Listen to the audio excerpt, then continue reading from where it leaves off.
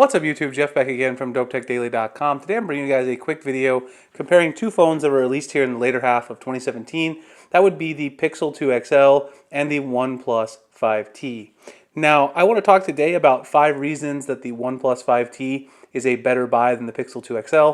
I'll do a follow-up video to talk about the reasons why the Pixel 2 XL might be a better buy for you than the OnePlus 5T.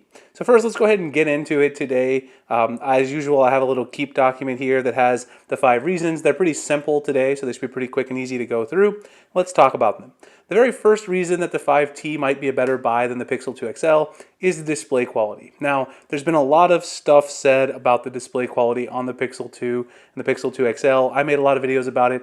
I don't want to go into it hugely in depth, but there were basically some issues concerning burn-in and also the color profiles, which, to be fair, Google did rectify some of these by, if you go into display, now into colors, you can change the profile and actually get a saturated mode. But the viewing angles on this particular display are still pretty distorted overall. When you tilt it a little bit, you get a huge blue shift, which you guys can kind of see right there. The same thing is not true on the OnePlus 5T. When you tilt it to the left or to the right, you really don't see much shift in the actual temperature of the display. And for that reason, I actually prefer the AMOLED panel on the OnePlus 5T. Now, you're not getting the higher resolution panel. The Pixel 2 XL does have the higher resolution panel, but in terms of color saturation, the natural calibration of the display, and also if you go into the display options on the OnePlus 5T, you'll also find lots of options to calibrate the screen here as well, just like on the Pixel 2 XL, so you can still calibrate it to your liking. The viewing angles, though, overall are just a lot better. The quality of the display, I haven't noticed any burn-in issues or any graininess issues with the display. So that's something to keep in mind. It's not as high resolution, but sometimes that's not the only thing that matters. The next thing is the price to specs ratio. So both of these phones have a really nice build quality to them. They feel really nice in the hand. One of them, though, is a lot more expensive. The Pixel 2 XL, this is a 64GB model, starts at $849 without tax. This is the higher version of the OnePlus 5T, which starts at $559. You get 8 gigs of RAM, 128 gigs of storage. To get that 128 gigs of storage on the Pixel 2 XL, you're going to have to bump up to $949. $1,000 after taxes. You're not even getting 8 gigs of RAM when you bump that up on the Pixel 2 XL, so you're getting a higher spec to price ratio when you actually compare these two phones. The OnePlus 5T does come out on top on that department. They've got the same processor, everything like that. When it actually comes to sort of gaming performance and actual hardware performance, the 5T does deliver a little more punch for the price. So if you're looking to save a little money, and those are some of your main concerns, you like to have a lot of extra RAM for multitasking, you might want to consider the 5T over the Pixel 2 XL. Now, of course, the other thing that goes into determining how smooth it is and how well the performance is going along on your phone is the software. So you might find it strange that I list the software as one of the advantages of the 5T, but let me tell you why I think that's true. Now, obviously, the Pixel 2 XL has Google's stock version of Android, which a lot of people like. In my opinion, it's not really stock Android anymore because Google customizes a lot of things about it. You've got the always-on listening feature on the lock screen. You've got the Pixel launcher now, which has got some unique features. And also the actual settings in here have some nice things. Google's added some nice customizations to their version of Android. There's no doubt about it. You can swipe down on the fingerprint sensor to get notifications, all those sort of cool things and touches they've added. Well, the OnePlus 5T takes stock Android, very similar build, and then adds a lot of other customization features that are actually nicer, in my opinion, than some of the ones on the Pixel 2 XL. Just to name a few, you can go into settings and you can actually set a custom icon pack in the stock launcher right out of the box. If you go into the settings menu itself, you'll also notice a ton of things that you can do with gestures. So if you go into gestures, there's just a ton of gestures. In addition to the swipe fingerprint for notifications, long press to take photo, you've all these customized gestures by drawing various letters to open a custom app or perform an action. You've got the awesome alert slider, which is actually built into the hardware, but offers you this nice hardware key that lets you turn things between silent, do not disturb, and ring mode. That's a big advantage, in my opinion, of the OnePlus 5T. It's a feature that I've always really liked.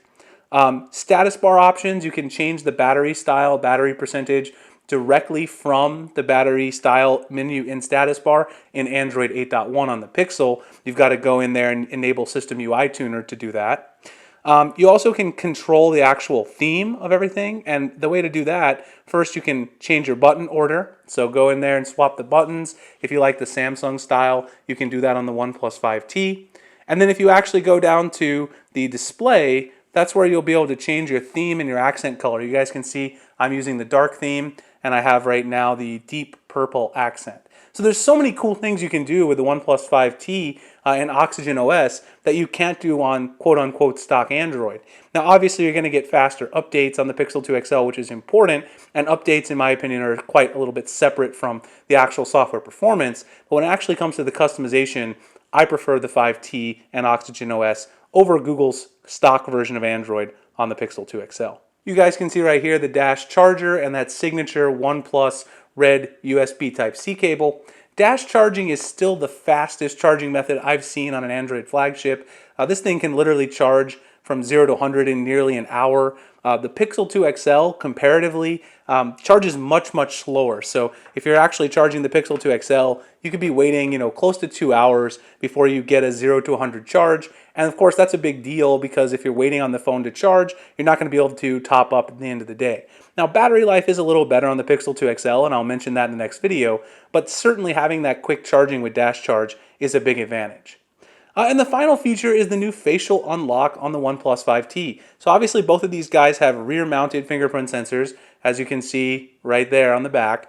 But the OnePlus 5T has a new facial unlock feature, which I've found to be very fast, and I talked about this a little bit over Gadget Hacks, where I do some written coverage. The facial unlock feature is very nice. Now it's not nearly as secure as Face ID that you'll see on the iPhone 10, but it is a really convenient feature. So you just go into the security menu, and you can go ahead and add your face data. I've already added mine. And you guys can see how quick it is here. If I just peek out from behind the camera, you'll see that it automatically unlocks. So if I just peek out my face from behind the camera, the phone's automatically unlocking. It's super fast. And if you just want to have this as set as a way to keep people out, at a very low level of security and have convenience of opening your phone, it is faster than the fingerprint, and it's really the first facial unlock besides the iPhone 10 where I felt comfortable abandoning the fingerprint on my phone. So I actually prefer using that over the fingerprint sensor. And of course, on the actual Pixel 2 XL, you do not have that built-in facial unlock. You do have inside Smart Lock on Android